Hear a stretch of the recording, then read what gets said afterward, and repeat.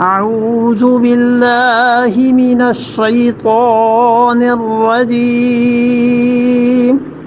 بسم الله الرحمن الرحيم سأصرف عن آياتي الذين يتكبرون في الأرض بغير الحق وإن يروا كل آيات لا يؤمنوا بها وإن يروا سبيل الرشد لا يتخذوه سبيلا وإن يروا سبيل الغي يتخذوه سبيلا ذلك بأنهم كذبوا بآياتنا وكانوا عنها غافلين.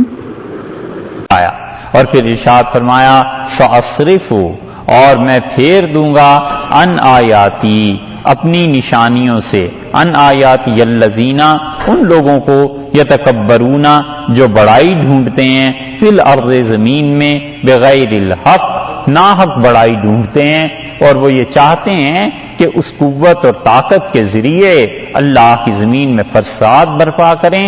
اللہ نے فرمایا ہم اپنی نشانیوں کو ان لوگوں سے پھیر دیتے ہیں. پھیر دینے کا مطلب یہ ہے کہ ان لوگوں کو سمجھ ہی نہیں آتی.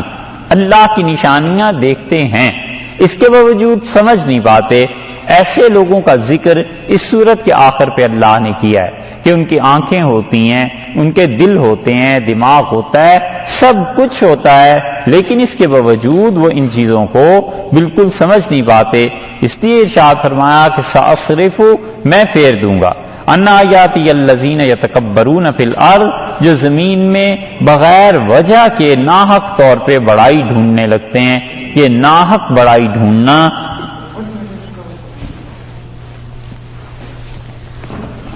یہ ناحق بڑائی ڈھونڈنا، یہ اس بات کی دلیل ہے کہ انسان زمین میں جب سر اٹھا لیتا ہے اور جب وہ ایسی حرکتیں کرنے لگتا ہے جو کبر سے ناشی ہیں، کبر سے جن کا تعلق ہے، تو اسے حق کے سمجھنے کی توفیق نہیں ہوتی، اور اللہ تعالی حق کو اس سے ہٹا لیتا ہے.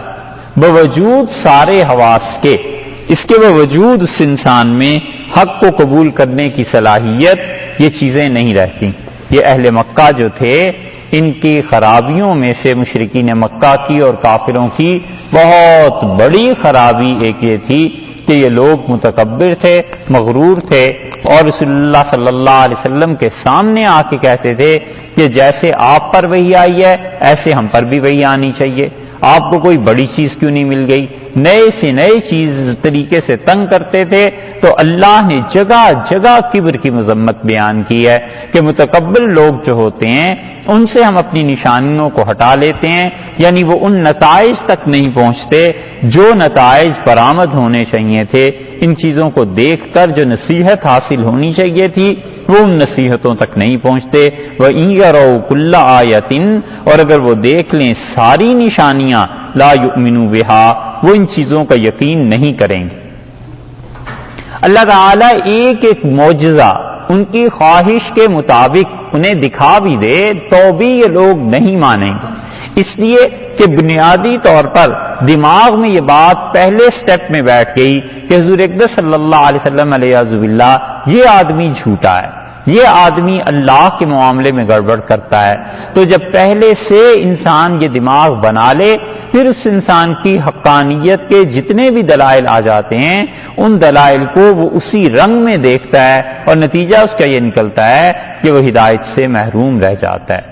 اس لیے بہت بڑی باطن کی بیماریوں میں سے ایک بیماری ہے اعتراض کرنا، کہ ہر چیز پر اعتراض، ہر چیز پر اعتراض. یہ اعتراض اتنی بری چیز ہے کہ آسمان کی برکتوں سے، وحی کی برکتوں سے انسان کو محروم کر دیتا ہے. صحابہ کرام رضی اللہ عنہ کے سامنے رسول اللہ صلی اللہ علیہ وسلم کی شخصیت اتنی زیادہ تھی، اتنی کافروں کے سامنے نہیں تھی، کیونکہ 24 گھنٹے اٹھنا بیٹھنا صحابہ کرام رضی اللہ عنہ کا تھا. رسول اللہ صلی اللہ علیہ وسلم کے معاملے کو وہ صاف دیکھتے تھے، لیکن ان لوگوں کے دلوں میں کوئی شک نہیں تھا، کوئی اعتراض نہیں تھا. تو نتیجہ یہ کہ ہر بات کو وہ پازیٹو سائڈ سے لیتے تھے، پازیٹیولی سوچتے تھے کہ اچھا یہ بات ہے، یہ اللہ کی رحمت ہے، یہ بات رسول اللہ صلی اللہ علیہ وسلم نے بیان کی، اس سے ہمارے علم میں اضافہ ہوا۔ حضرت عبداللہ ابن عمر رضی اللہ عنہما کی روایت میں آتا ہے، انہوں نے کہا رسول اللہ صلی اللہ علیہ وسلم کے زمانے میں ہوا تیز چلتی تھی، اس سے بھی ہمیں علم حاصل ہوتا تھا۔ مطلب یہ کہ خدا کی نشانیاں، اس سے خدا پر ایمان، اعتقاد، یہ چیزیں بڑھتی تھیں۔ اور جب آدمی اعتراض کی روش اپنا لے کہ دیکھ کر بس اعتراض کرنا ہی کرنا ہے ہر صورت، تو نتیجہ اس کا یہ نکلتا ہے کہ پھر وہ حق سے پھر جاتا ہے اور پھر وہ سچائی کی چیزیں بھی اس میں سمجھ میں نہیں آتی۔ اس لیے یہ باطن کی جو بیماری ہے، اعتراض کرنا ہر ایک چیز پہ، انسان کو اس پر قابو پانا چاہیے، اور قابو اس طرح سے پا لینا چاہیے کہ جن چیزوں کے متعلق انسان سے کوئی پوچھ نہیں ہونی، خام خواہ ہر چیز پر اعتراض نہ کرے۔ بہت سی چیزیں جس کے متعلق ہم سے پوچھا ہی نہیں جائے گا، اب اس پہ اعتراض کی کون سی آخر ایسی بات ہے؟ مت کرے اعتراض۔ جن لوگوں سے کوئی تعلق ہی نہیں ہے ان پہ اعتراض نہ کرے۔ اسی طرح بہت سے اعمال لوگوں کے مجبوری کے درجے میں ہوتے ہیں، وہ مجبوری کے درجے میں کوئی کام کر رہا ہے، اب اس پر اعتراض کرنا کہ یہ کام کیوں تم ایسے کر رہے ہو، یہ ٹھیک چیز نہیں ہے۔ اس کو ہوگی کوئی عذر، اس کو مجبوری ہوگی اور اپنے عذر کی وجہ سے ایسے کرتا ہے، اسے چھوڑ دینا چاہیے۔ یہ چیز صحابہ کرام رضی اللہ عنہم کو بھی رسول اللہ صلی اللہ علیہ وسلم نے سکھائی تھی، اور نبی کریم صلی اللہ علیہ وسلم نے بلا وجہ کے اعتراضات پر بڑی ناراضگی کا اظہار فرمایا۔ اور اس کی مثال وہ بھی ملے گی کہ جب ایک آدمی پر حد جاری کی گئی، دو لوگوں نے بلا وجہ اس بات کو اچھالا، تو رسول اللہ صلی اللہ علیہ وسلم نے فرمایا لوگ اس کے بارے میں بات کر رہے ہیں، اور آپ نے فرمایا میں اللہ کی قسم اپنی آنکھوں سے دیکھ رہا ہوں کہ وہ جنت کی نہروں میں غوطے لگا رہا ہے۔ حضرت معاذ رضی اللہ عنہ کے متعلق رسول اللہ صلی اللہ علیہ وسلم نے یہ بات ارشاد فرمائی تھی، کیونکہ حضرت معاذ رضی اللہ عنہ سے ایسا گناہ ہو گیا جس پہ حد جاری ہوئی تھی، لیکن اعتراض اس کے کرنے کی کیا بات تھی؟ اس اعتراض کو رسول اللہ صلی اللہ علیہ وسلم نے برا مانا اور برا جانا۔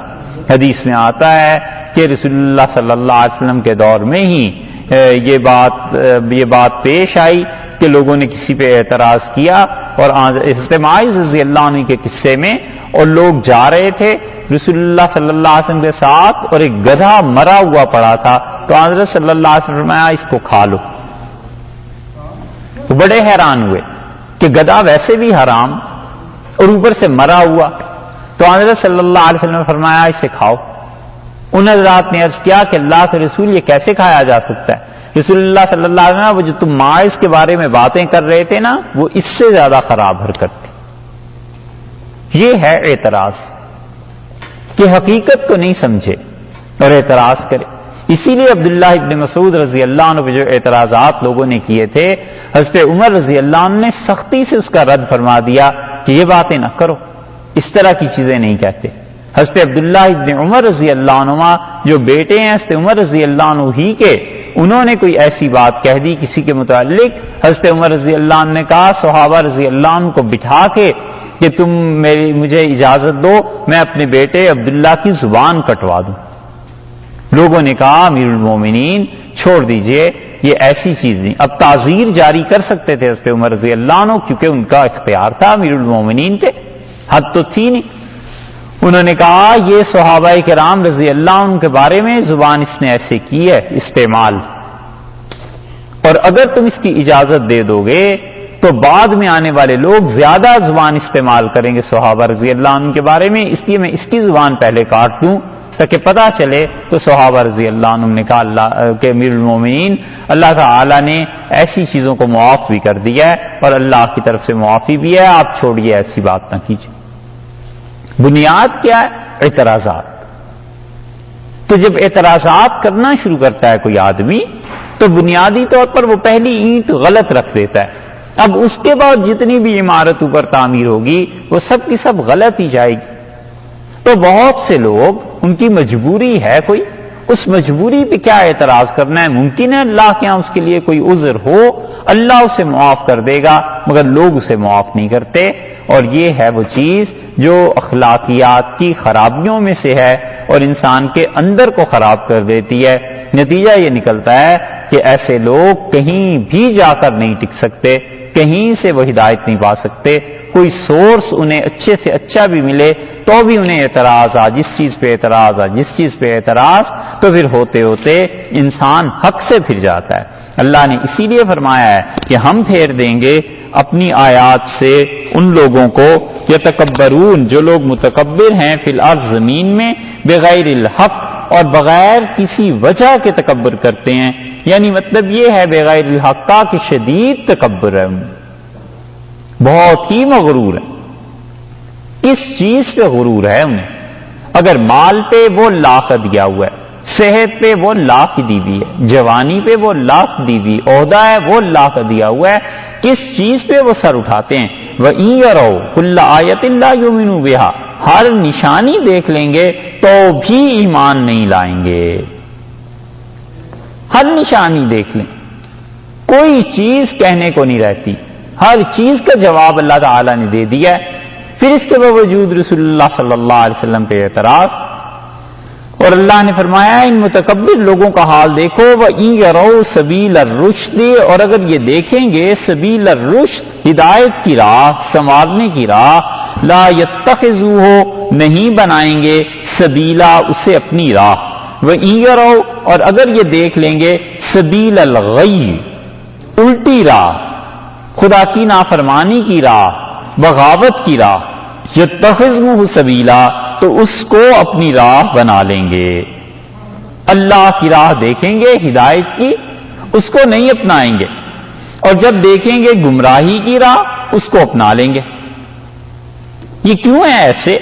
ذالکا، یہ اس وجہ سے، بِأَنَّهُمْ، کہ ان لوگوں نے کذبوا بِآیاتنا، ہماری نشانیوں کو جھٹلایا، وَقَانُوا، اور ہو رہے، عنہا، اللہ کی نشانیوں سے، کیا چیز ان میں آ گئی تھی؟